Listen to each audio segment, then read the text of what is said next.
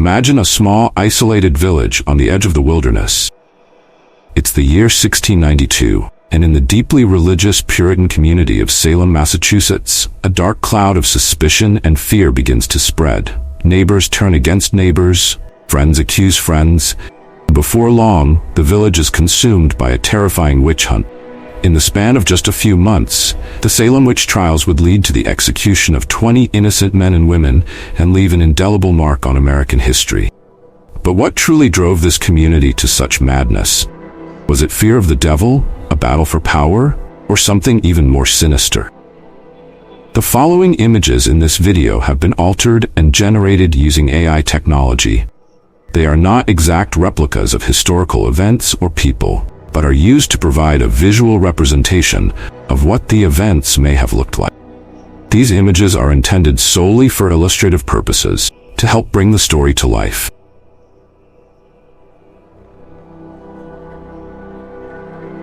The Salem Witch Trials didn't begin with a witch, but with a group of young girls who claimed to be afflicted by unseen forces.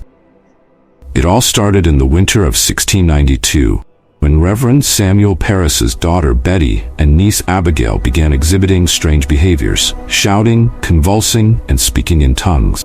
Unable to explain their actions, the girls pointed fingers at 3 local women, accusing them of witchcraft. The Puritan belief in the supernatural and the devil's power over the physical world made such accusations believable, even expected. In a society where anything that deviated from the norm was seen as a threat to the community's spiritual purity, the fear of witches became a convenient explanation for misfortune and disease.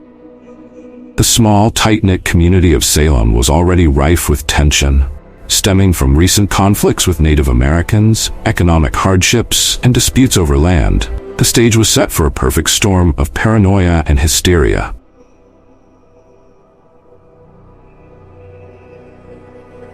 Once the accusations began, they spread like wildfire. The initial examinations of the accused were held in the meeting house, where the girls who claimed to be afflicted would dramatically react to the presence of the supposed witches. The evidence against the accused was often based on spectral evidence, where the afflicted claimed they could see the specter, or ghostly form, of the witch tormenting them. The trials were far from fair. The accused were presumed guilty until proven innocent. Many confessed to witchcraft under the pressure of torture or the threat of execution, hoping that by admitting guilt, they might save their lives. However, for many, confessing was no guarantee of survival, as the fear and suspicion in the village continued to grow. One of the most famous cases was that of Bridget Bishop, the first person to be executed during the trials. She was known for her sharp tongue and unconventional lifestyle, which made her an easy target. Despite the lack of concrete evidence, she was found guilty and hanged in June 1692. Her death marked the beginning of a series of tragic executions.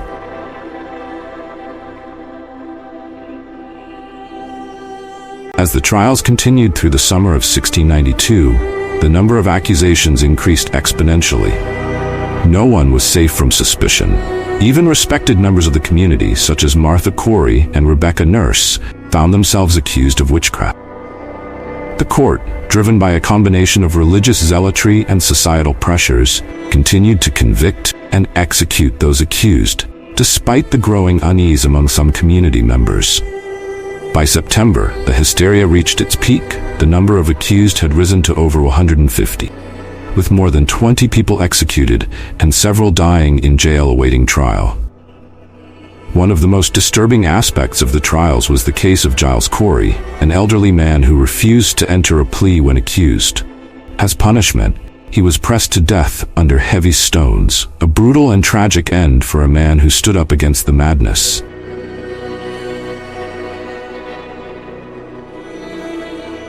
By late 1692, the tide began to turn. Doubts about the legitimacy of the trials started to spread. Prominent figures such as Increase Mather, a leading Puritan minister, began to speak out against the use of spectral evidence. Mather famously stated, "It were better that 10 suspected witches should escape than one innocent person should be condemned." His words resonated with the growing number of people who were questioning the validity of the accusations and the fairness of the trials. Governor William Phips, alarmed by the growing unrest, intervened and dissolved the court of Oyer and Terminer, which had been responsible for the conviction. He established a new court that disallowed spectral evidence, leading to a significant drop in conviction. The trials gradually came to an end, and by May 1693, Phips had pardoned the remaining accused witches, still in custody.